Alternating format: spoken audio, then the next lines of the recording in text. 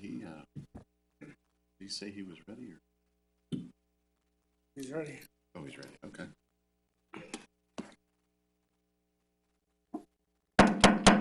Good evening, everybody. Welcome to tonight's Plan Commission meeting.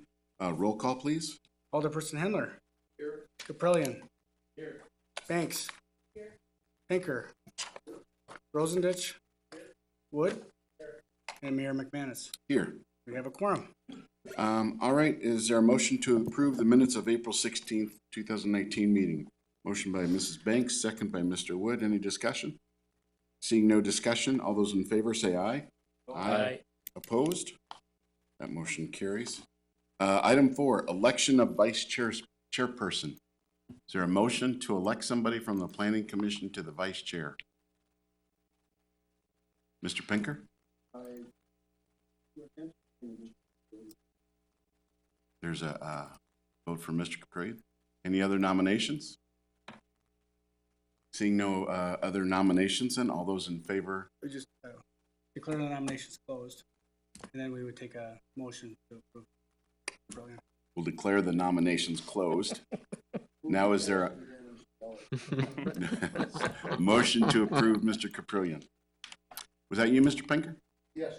And is there a second? Second. Second by Mr. Rosendich. All those in favor say aye. Aye. Motion carries.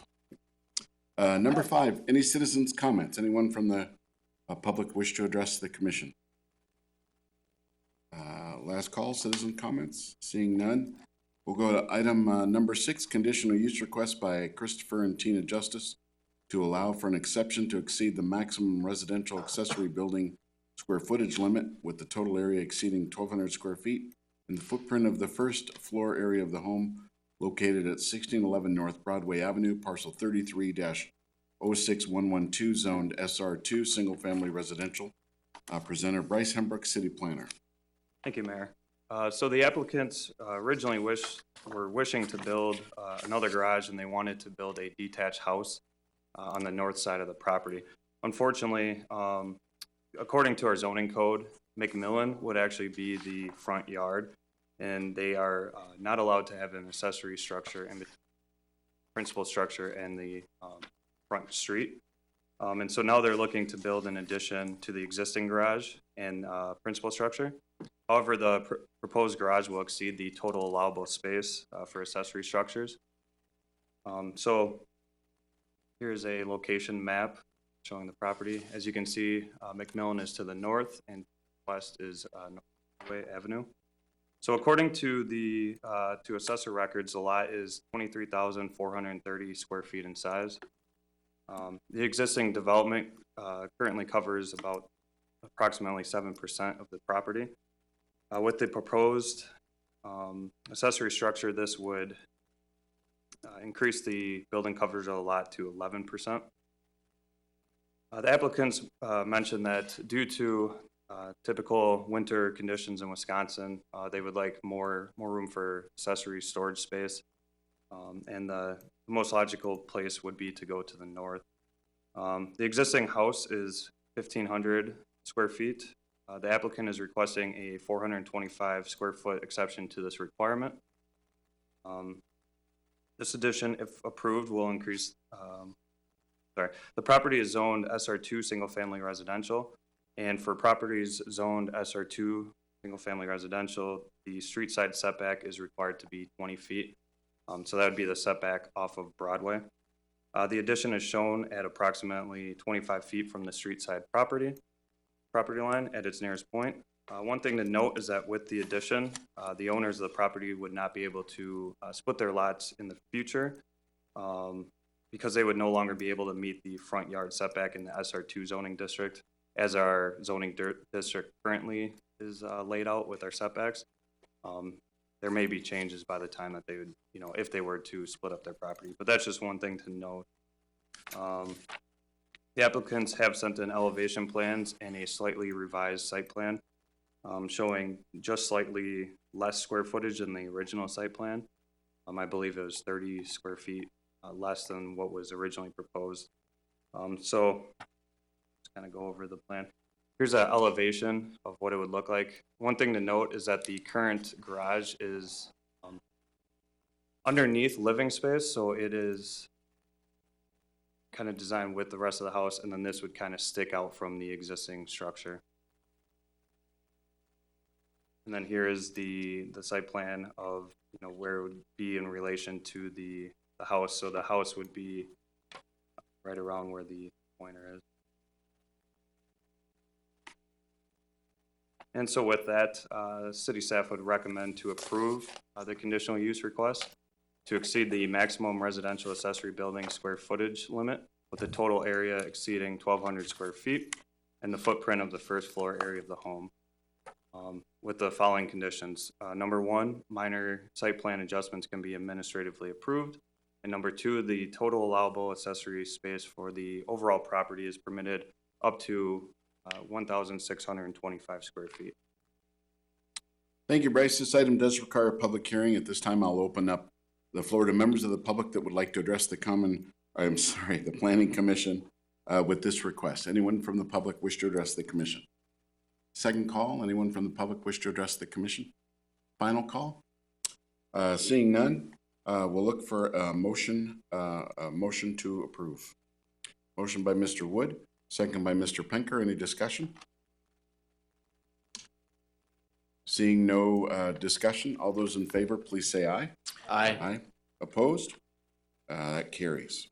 Item 7, recommendation of resolution number PC 2019-01, recommending an amendment to the 2017-2037 comprehensive plan. The amendment request includes minor additions proposed for the housing, Chapter 4, land use, Chapter 9, and implementation, Chapter 10, chapters of the comprehensive plan. This amendment will modify several chapters within the comprehensive plan, which is a guide for future growth, revitalization, and development in the city of Marshfield for the next 20 years. Presenter Bryce Hembrook, City Planner. Thank you, Mayor. So I'll kind of go over this quickly because we went over this at the April Plan Commission meeting. And this was originally scheduled to be reviewed by the Common Council in April. However, the public hearing notice that was sent out had to be changed because the Common Council was actually at a different time than it typically is. In that case, there was a realignment in the meeting, so we had to redo the public hearing notice for the Common Council. So we had to wait another 30 days, and we're back here. And the Plan Commission also needs to recommend approval of this amendment by approving a Plan Commission resolution that states that the Common Council should pass an ordinance to adopt the amendment. There are no proposed changes to the plan since the last Plan Commission meeting. This is just to kind of go over and request the approval of resolution 2019-01. So with that, we would recommend to approve resolution number PC 2019-01, recommending an amendment to the City of Marshfield 2017-2037 comprehensive plan, and to direct staff to prepare an ordinance for Common Council approval.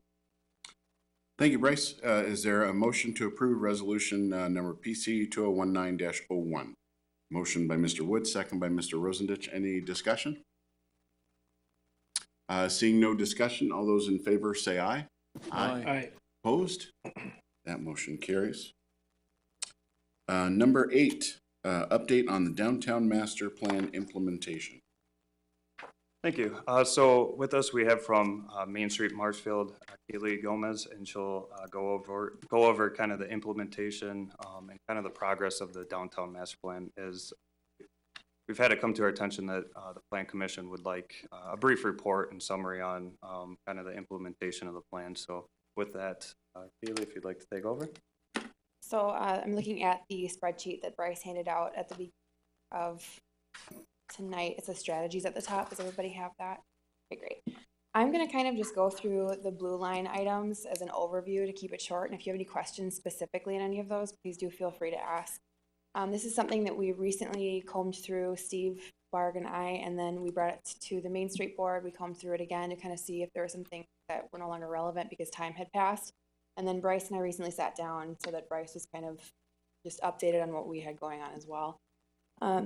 some things are led by Main Street, some things are led by the city. I'm gonna kind of skip the things that are mainly by the city.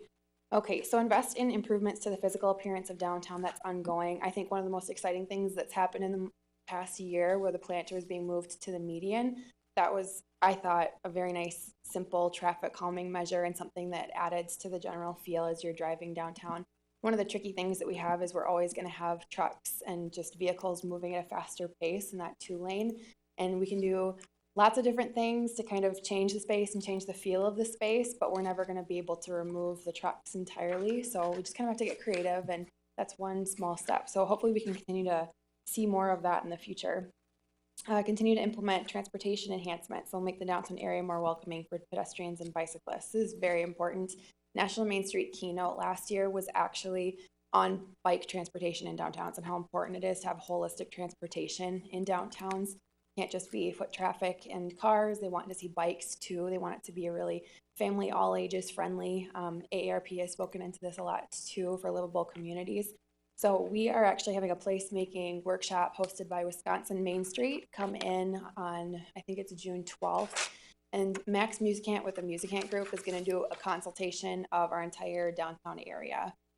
He's basically an expert in energizing spaces that wouldn't normally be used. He's going to help us figure out good natural ways to move traffic from the plaza into the downtown business district to create foot traffic that actually spends money in the downtown.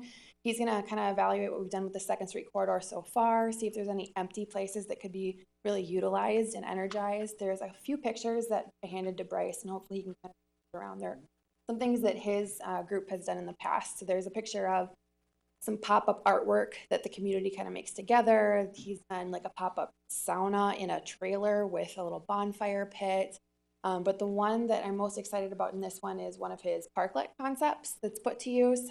Is everyone familiar with what a parklet is? Basically, it's kind of a patio that you put in a parking stall on a main street. I lived in Duluth, Minnesota before I moved to Marshfield, and they have a really busy Superior Street that goes through their main downtown, and they had some parklets that were starting to pop up. I think it's something that's been addressed before and possibly the EDB, but basically they just put this little patio in this parking space, so you extend the sidewalk and you extend some of that livability in front of a business that might be a cafe or a bookstore or something like that. So it just creates more place for people in the downtown. So I'm excited to hear what Max brings for that. Okay, improved gathering place. All of this is basically speaking to the plaza for the most part, which is really exciting to see that all done. The 2nd Street is a green corridor kind of leading into the ball fields. That's kind of at a standstill right now from what I understand, but we're always open to new ideas and how to bring ball field traffic into the downtown, and we're working on an informational kiosk in the ball field that hopefully drives foot traffic on that sidewalk into the downtown as well. Gateways, that is something that the city is in discussion about. Bryce, I don't know if you had anything you wanted to add to that right away, but there's been a lot of talk about on the highways, just signage that draws people into the downtown area for shopping, but also actual arches and things like that that would be kind of on Veterans and maybe down by Holiday Inn, but mostly I think that entry on Veterans, kind of by Domino's. Did you have anything that you wanted to add? Nothing really to add at the moment. Okay. High quality building design, including renovations, infill, and redevelopments. I think that has been really fun to see over the years with things like the Blue Heron Brew Pub, where you're seeing that adaptive reuse, and we do encourage that. We absolutely encourage design that fits the features of the original building structure. If someone takes this brick building that was built in the 1890s and they're like, I want this to be disco themed, we discourage that. We say, try and live with what you have and just encourage the natural design to shine. If there's some brickwork underneath that facade, please do bring it to life, because it's not only going to be probably more fitting for the overall look of downtown, it's going to probably save you a lot of money and be a little bit more timeless in the long run as a property owner. And we encourage through the facade program that the EDB has just generously been in support of year after year. That's been really fun. We have some key businesses in mind that we hope use that in the future that are definitely open to it. A lot of that is staying in communication with the property owners and engaging them, because every single property owner is different. I think Aaron Howard has shared this a lot too. Some are in it for the business. Some have just acquired buildings and it's a kind of a side hustle for them that maybe they don't even have a passion for. Some of them have a business in the building and their passion is their business, not the building necessarily. We have buildings downtown that have totally vacant upstairs that it's too expensive for property owners to fix because code might require them to put in an elevator or something like that. So it's just continuing the conversation with them, looking at opportunities. If people are looking at more real estate and looking at the ones that are really good at flipping those buildings over and have the finances to do it, making sure that we're plugging them in with things like historic tax credits and the design guidelines and working with the city on the facade program. Okay, incorporate sustainable design features into the downtown environment. That is, the city is always working on.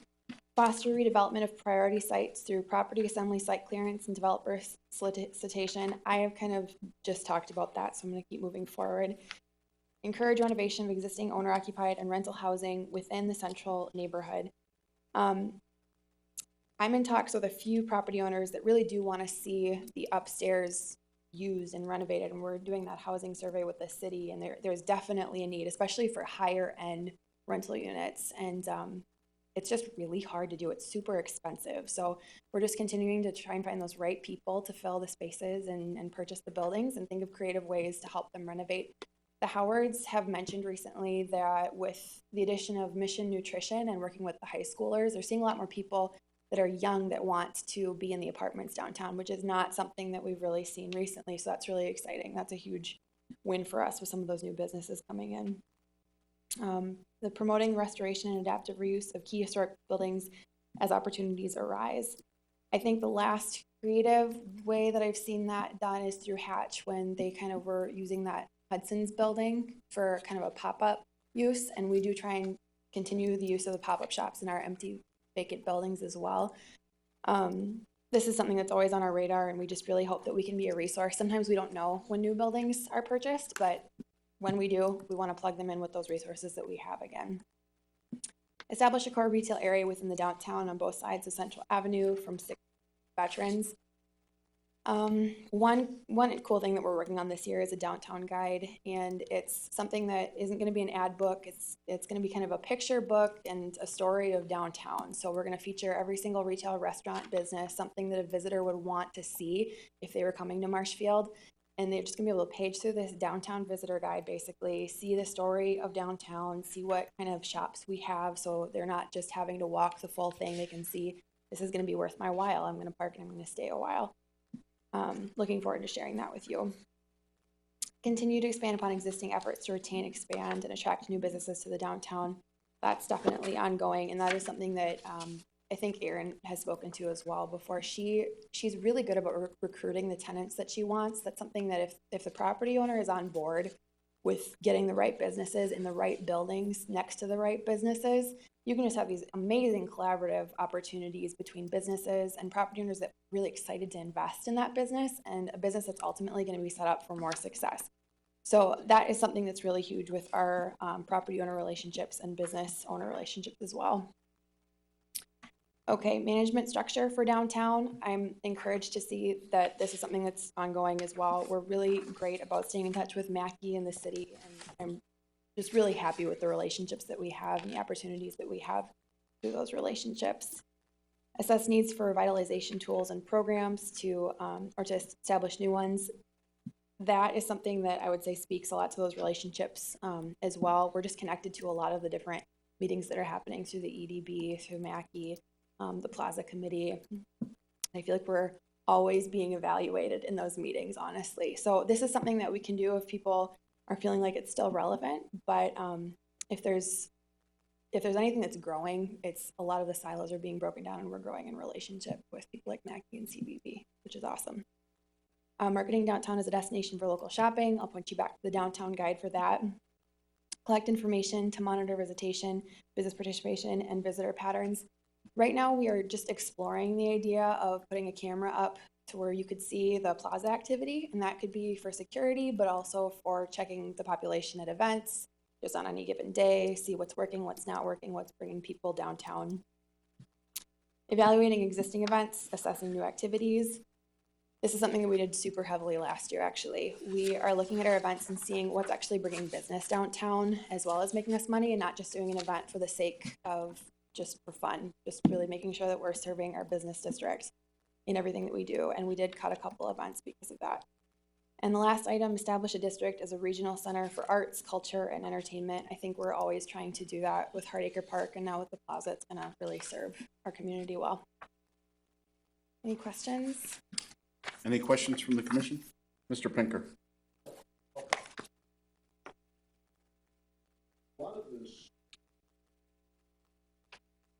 Mr. Pinker, can you hit that mic so it, the button?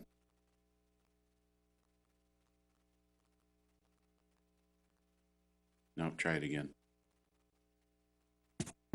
Okay.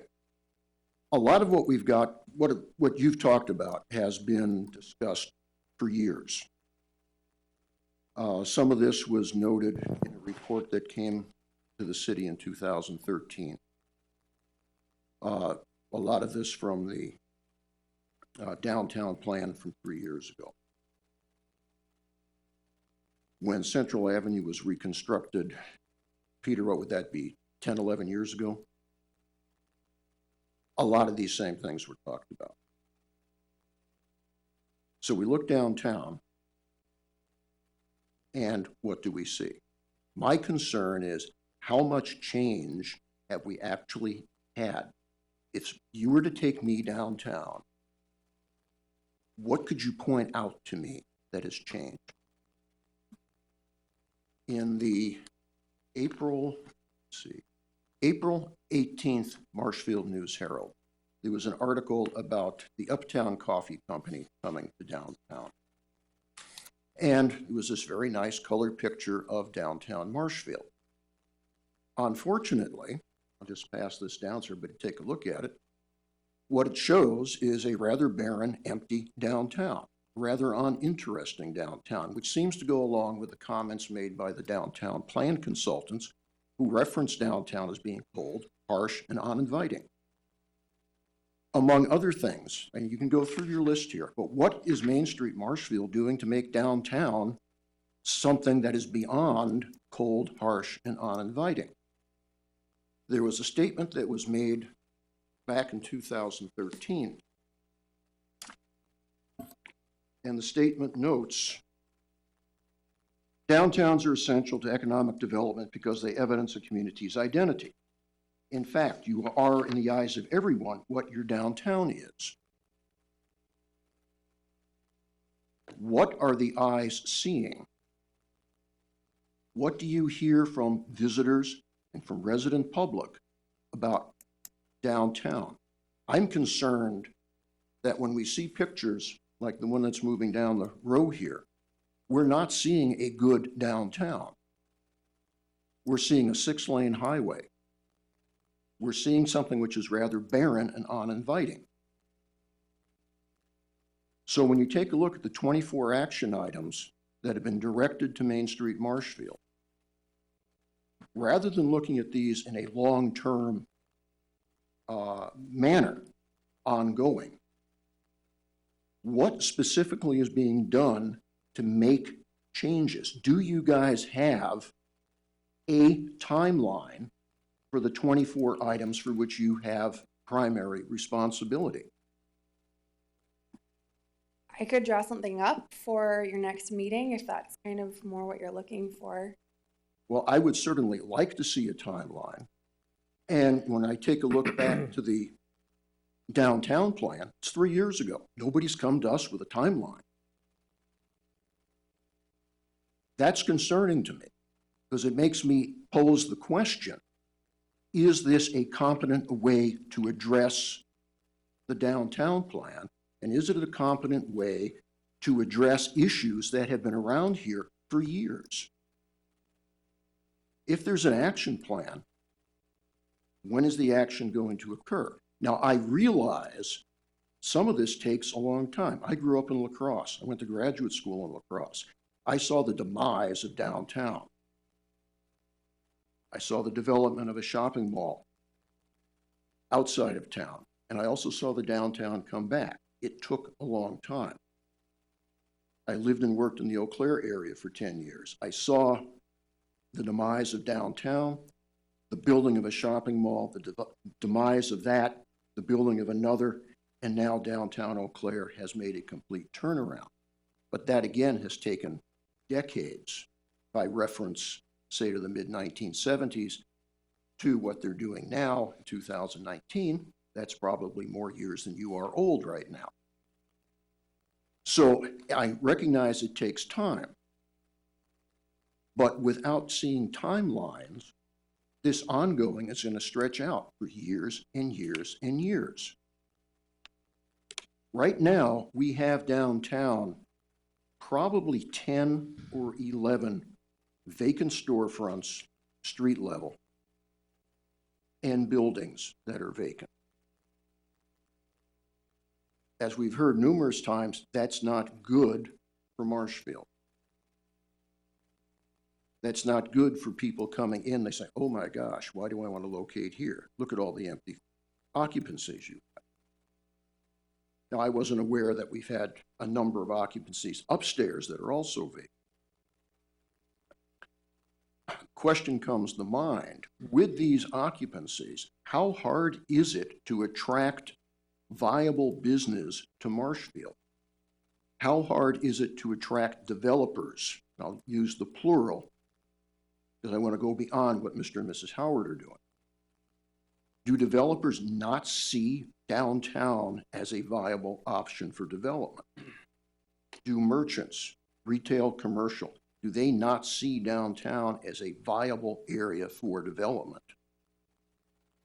These are things that concern me, that concerned others for a number of years as well. I would like to see something from your group that is much more specific rather than ongoing, and much more specific rather than generic. I think downtown, if we, look at that, the quote that I made,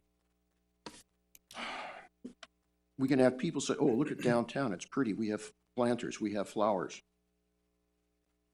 But we're also lacking a lot, and we still haven't had anybody come up with a good idea of how do we change the view of this 6-lane highway.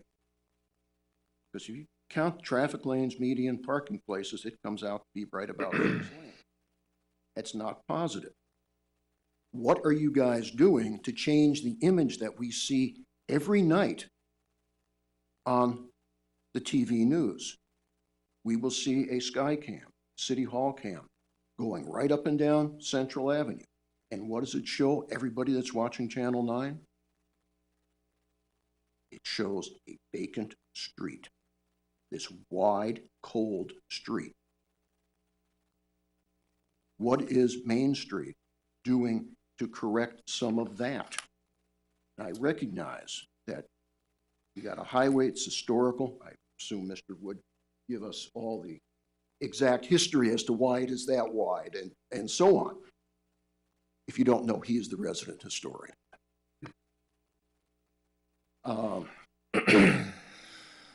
And that again has been a problem. If you go back to this same report, there's another interesting one here.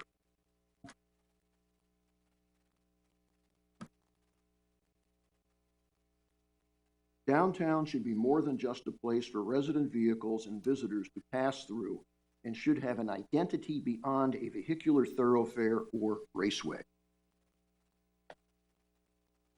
At the meeting the mayor sponsored last month, the question arose regarding brand and identity.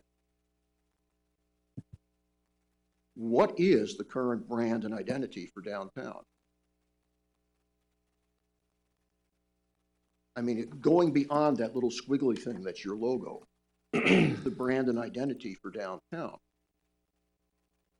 And how does that brand and identity fill in with the 24 action items that you guys have got to work with? I think I can bring something different for you at your next meeting. Okay. I am very concerned about that sort of thing.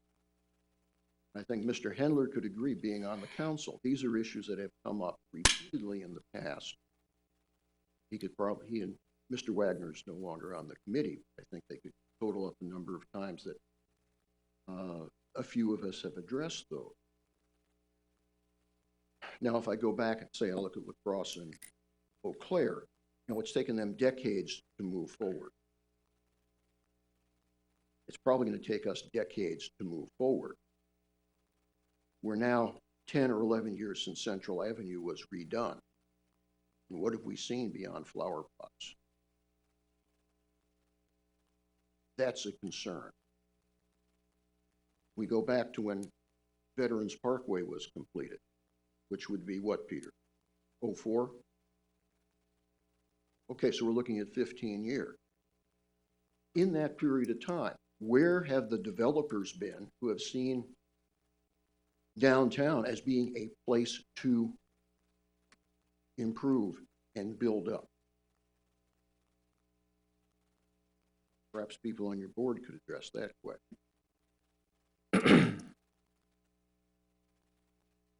Anybody else? Well, I do have a few things. I do believe they have been making some improvements.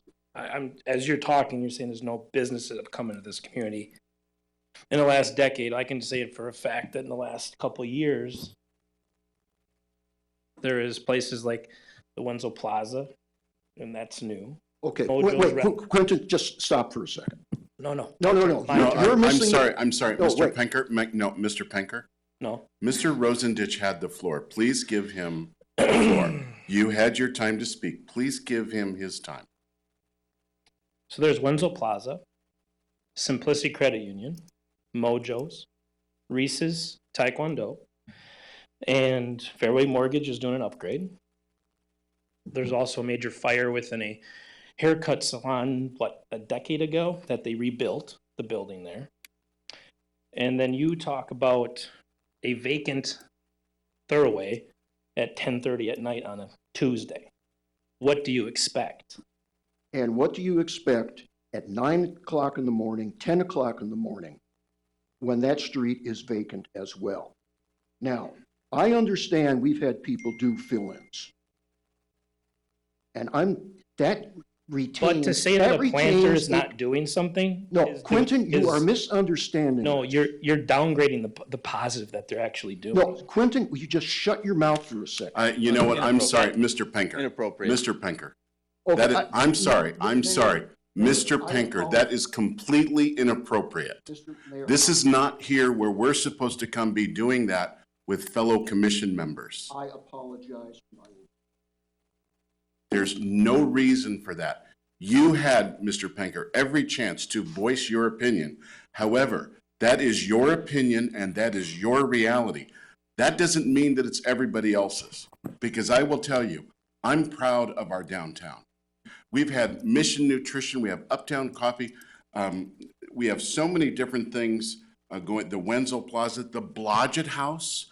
You seriously don't see all that is going on?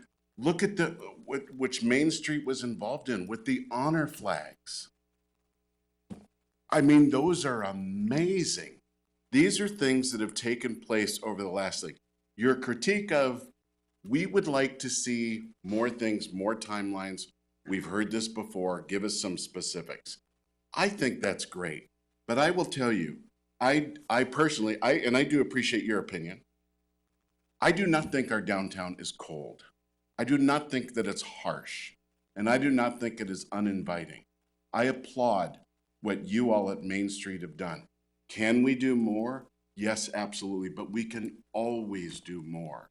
If you just look at the energy of people coming down, the Mission Nutrition, that's something completely new. The Uptown Coffee Company, there's different things coming. But what I think the worst thing that we could do is get overly critical and tell other commission members to shut up. That is completely inappropriate. So I'm very, very sorry, but I believe that a line was crossed there. They came to give a presentation on what they were doing. Your point has been heard, and I believe that you have heard. He would like to see some different things, and I think that would go well for everybody. But please understand, we have independent opinions And the first source that you heard is not the opinion of the entire commission. Mr. Mayor? Please. I would like to apologize to you, Mr. Rosendich, and the rest of the commission. I was totally intemperate in my statements. As Mr. Hendler knows, the downtown area has been a concern of mine for many. And I do fully recognize that we have things that are going on. Many of those things have actually retained what I would call a constancy or balance.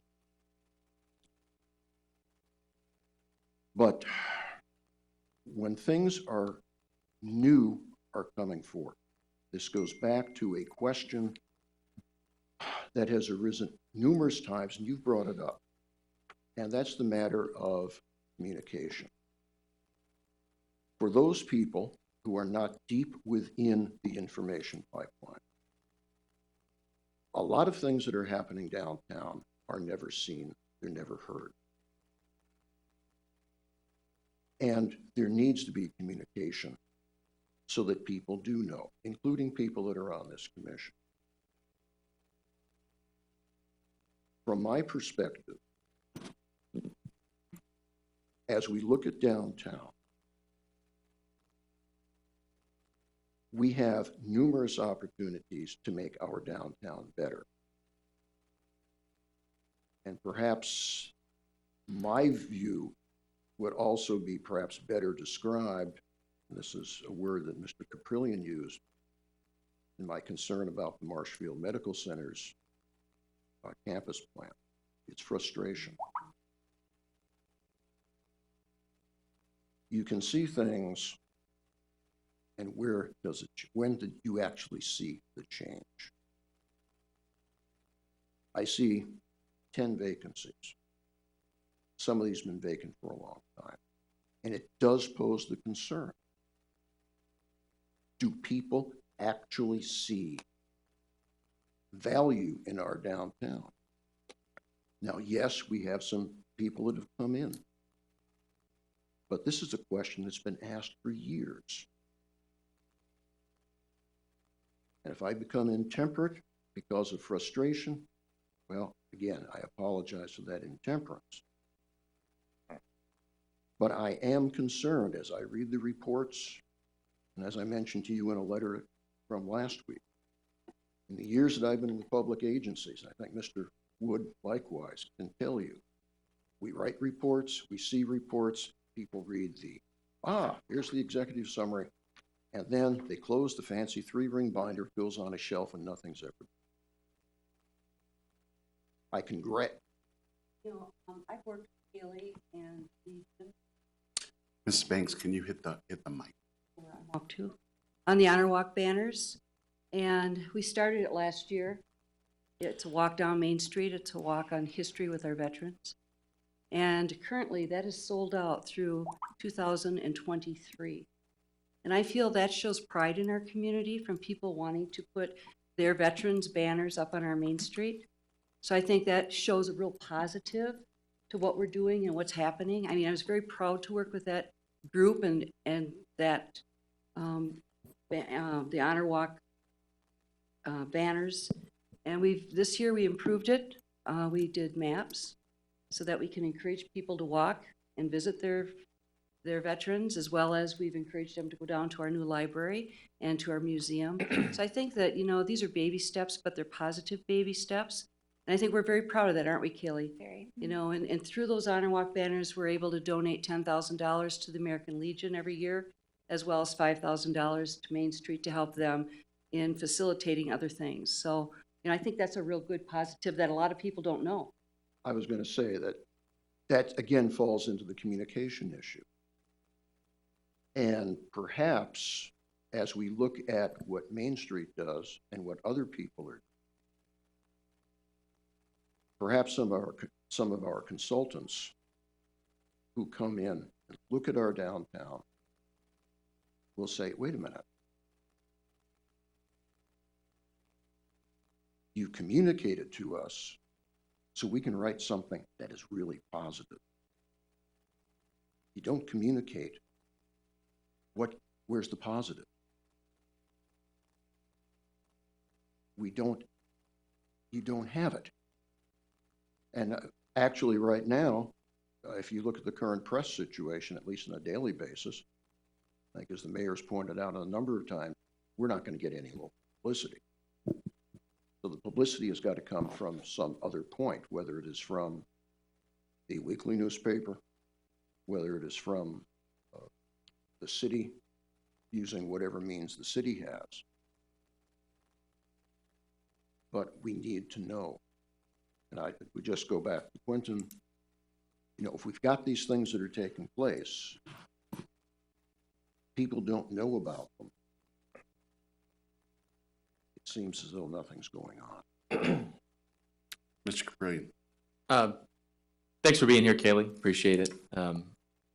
And you know, I do agree with Mr. Banker. It'd be nice to see some timeline on this to be helpful to us. One comment, you know, I do see changes in the downtown improvements that are being made, and one thing I've really noticed is the mix and is evolving in terms of the types of businesses downtown. I think that's really important as downtowns evolve into more of a entertainment district or eating and drinking. So you've got Mojo's and the coffee company coming downtown, replacing some of the more traditional retail or service businesses that have left, which I think is overall in the long term more sustainable, I hope. So I think that's a real positive thing. I think it's going to continue to happen. I do have a question on item, number 10.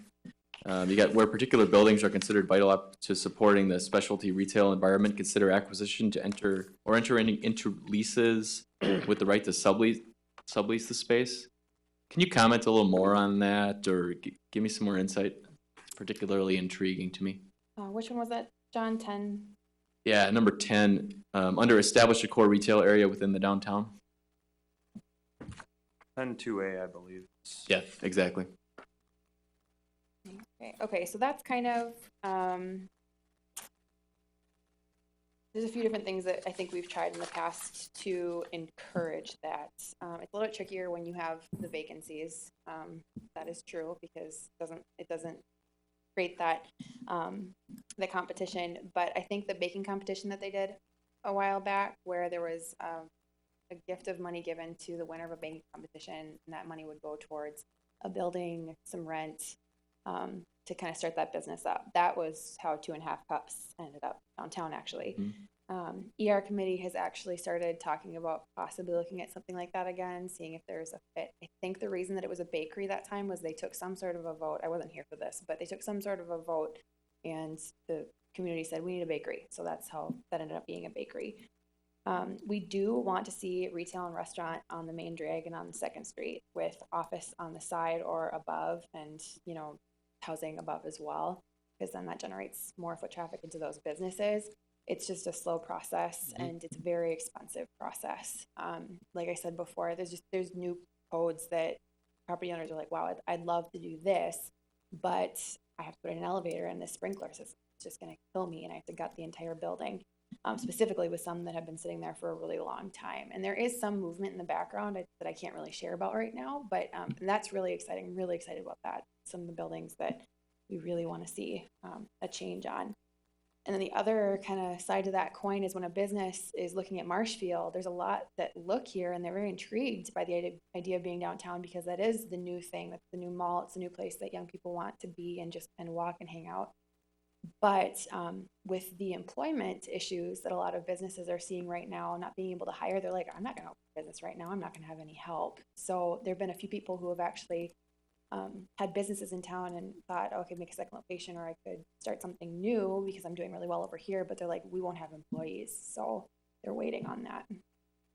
So specific to if I'm reading this correctly, the idea would be Main Street would take out a lease on one of these buildings and then try to find a tenant to sublease to? Is that what I'm reading? That might be what you're reading. Okay. I feel like I'm reading the wrong one, John.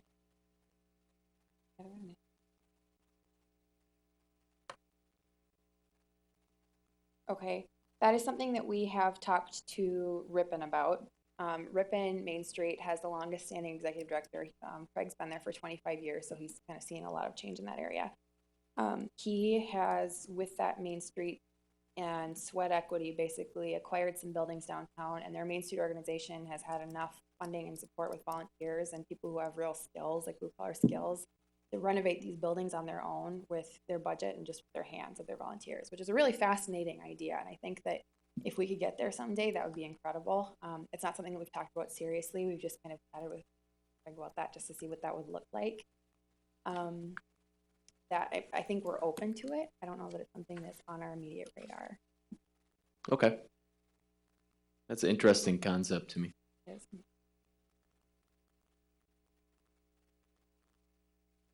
I don't know if you've been in contact with excuse me, with lacrosse.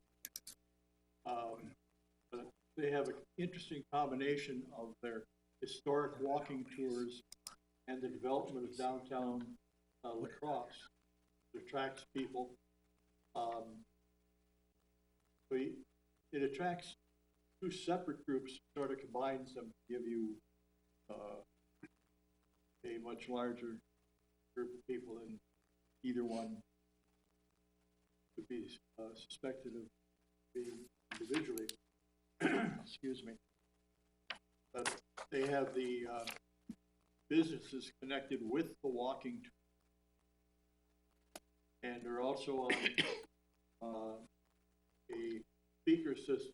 As you walk by, there's an audio that tells you the history of the building and the business that are connected with it. Mr. Wood, can you hit your mic, the button? I'm sorry. That's quite all right. So it combines the interest in the history of the city of La Crosse plus the commercial downtown area. And it seemed that couple of times I've been there, it does attract quite a few of the tourists to the downtown area. And it was quite busy. So perhaps it's something we get together with the Historic Preservation Committee and some people from this group and sort of combine and kick around the idea that we could sort of combine the history and commercial aspects of not just the downtown, but any other area district, I should say, that contains some of the commercial businesses. Yeah. Thank you. Anything further from the commission? Ms. Banks? Kaylee, are you using any of the Robert Brooks Main Street assessment as part of your plan? Yes. Mm-hmm. Has there been any more movement on businesses being allowed to put more merchandise on the sidewalks? Yeah, that's a really great point, Kathy. The planters moving to the median was because we couldn't do street trees in the middle. It was to be traffic calming and also appealing to the eye. The front, the prowl, the public right-of-way, which is the sidewalk that businesses can use if they apply and they get permission to the city and Main Street, that's moved along more progressively because of Roger Brooks, I would say, especially with the restaurants. We have patios open now at Blue Heron Brew Pub. Nuts Deep is planning on having one this summer. Mojo's will have theirs for the second year. And Mojo's is hoping to, I think, wrap around on their building even more with some more outdoor seating. So more businesses are trying to take advantage of that. Anything further? What about food trucks? On Central, that's we used to do that for third Thursdays, if anyone remembers those, where there'd be kind of live music third Thursdays of the month downtown in the summer. We'd invite food trucks to come downtown, but that's something with the plaza that we've kind of said we invite those food trucks to come to the plaza area where they can actually stay in.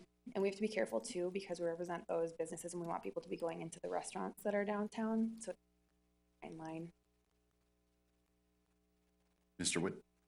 One thing I forgot was that also the information about the downtown and the history combination is available by radio, commercial radio, so that if you're sitting in your living room in Marshfield, you can take a tour of downtown La Crosse and the stores, etc. in Eau Claire. So it sort of gives you the history, but it also attracts you to, or telling you what the stores are. And it's on the computer, they have a picture system. So you can actually see some of the walking tour. It's something you could look into. Thank you. Anything further? All right. Thank you very much, Caitlin. Item number 9, appointment of Plan Commission member to the Historic Preservation Committee.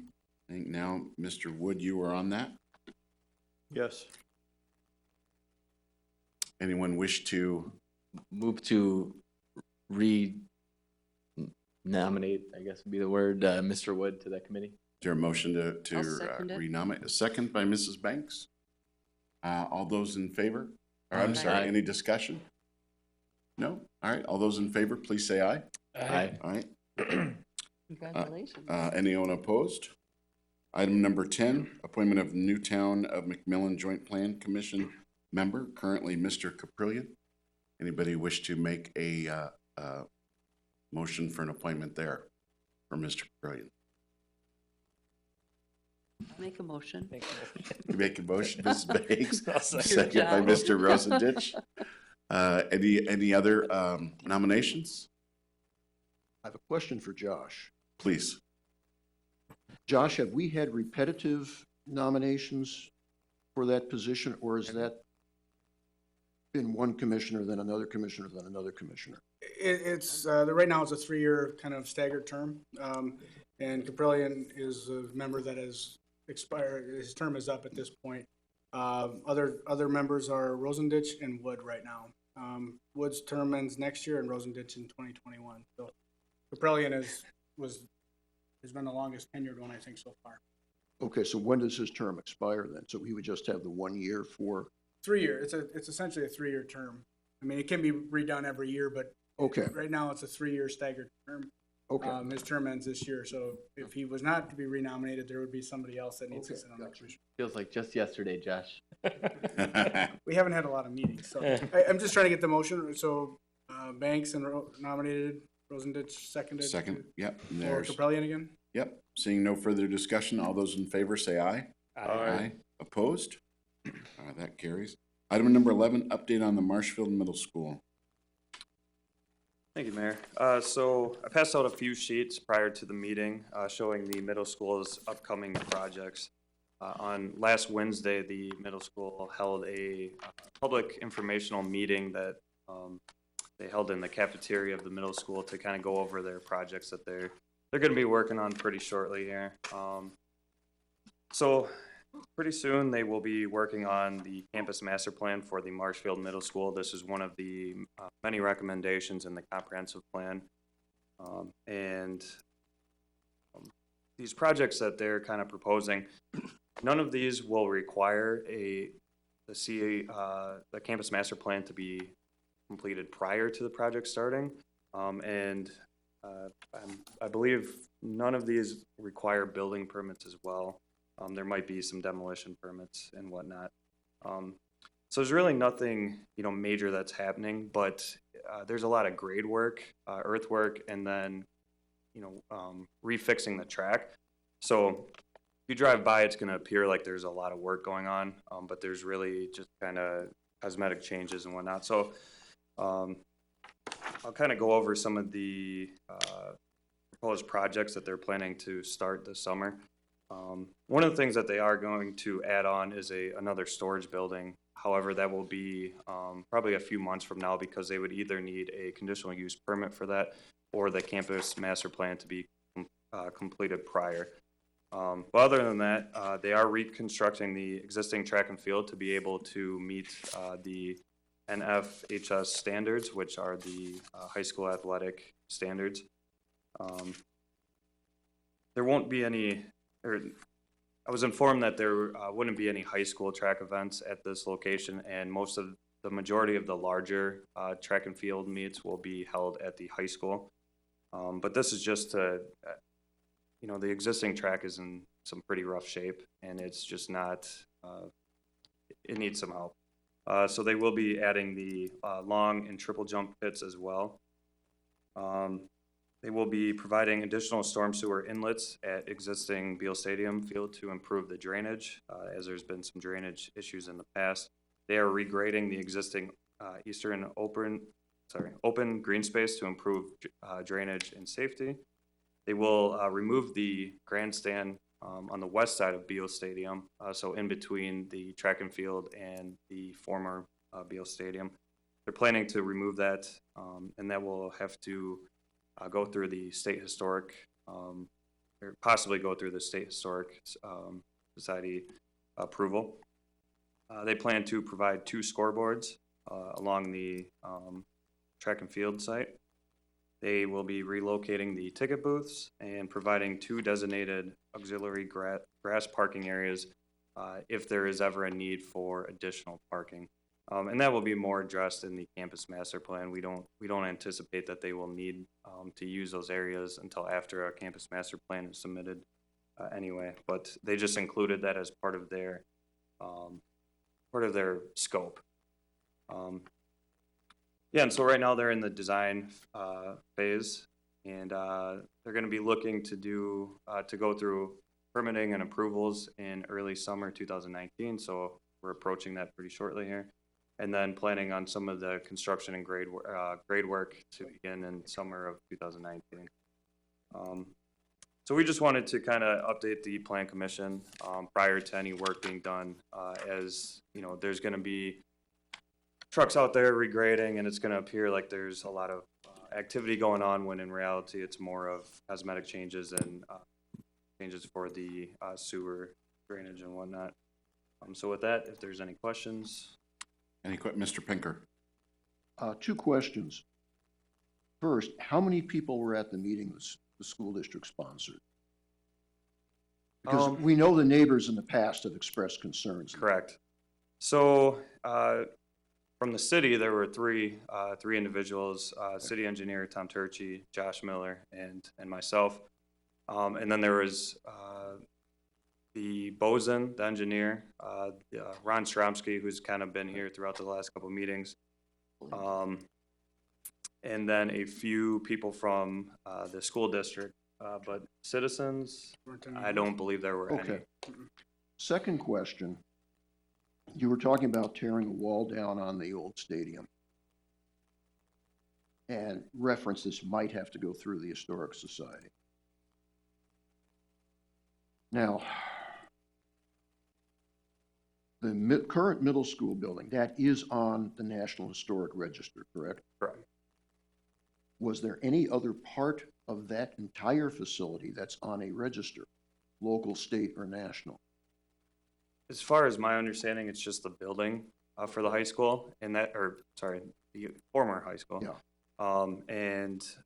But we wanted to just have them contact the office just to see if there is, if they do need to abide by any guidelines for that. But I believe it's just the building. Josh? When we submitted that historic registration, it basically is a legal description of the entire property. And so that's why the building is the historic aspect of it. But because we're not sure, we wanted to make sure that anything done even on the outside was going to be submitted to the Historic Preservation Office. That's why we suggested taking the stadium there. The stadium itself is not on the register. It's not individually identified, but because that whole property, when you submit when you do a submittal to this or on the registry, it basically is the legal description of the property. Okay, in other words, you're submitting an historic version of a certified surveyor's map. Yeah, basically. Yeah, okay, okay. Anything further from the commission? All right, thank you, Bryce. Item 12, update on the implementation committee. Thank you, Mayor. So the first implementation committee meeting was held in early May. This consisted of representatives from Development Services, Public Works, which includes engineering, wastewater, and there was also Parks and Rec Department that attended. This was the first meeting. As you know, from a couple months ago, we kind of wanted to gauge your interest in, if this committee should be, at a city staff level or a city committee. And so the first meeting was primarily just to kind of go over the structure of the committee and how often we should meet, what we should talk about, things of that nature. The first thing that the committee decided was that we should first identify the progress of some of these recommended actions and strategies, and basically report to you guys. We're hoping at the June Plan Commission of what's been completed since it was adopted in July of 2017, and what's in progress. Now, there's over 130 recommended actions and strategies, so many of these are ongoing that we're constantly working on. For example, there's one of, if there's to try to promote using existing trees and, including that in landscaping points. That's something that we do on a constant basis. So we're going to give a report of some of probably the larger projects that we've started on and whatnot. And so that's one of our first goals, is to focus on, what we've started on, what's been done. And then after that meeting, we'll probably meet monthly until we start, moving things along. And then we'll discuss, kind of what's on our annual task list for next year on what are some of the larger projects mentioned in the comp plan, and if these are feasible for departments in the future. So yeah, if there's any questions, to answer them. Any questions from the commission? No, seeing none. All right, thank you, Bryce. Item number 13, items for future agendas. Any items for future agendas? All right, item 14 is any staff updates? Josh? No. No staff updates? All right, number 15 is our motion to adjourn. Move to adjourn. There is a motion by Mr. Pinker, second by Mr. Wood. We're adjourned.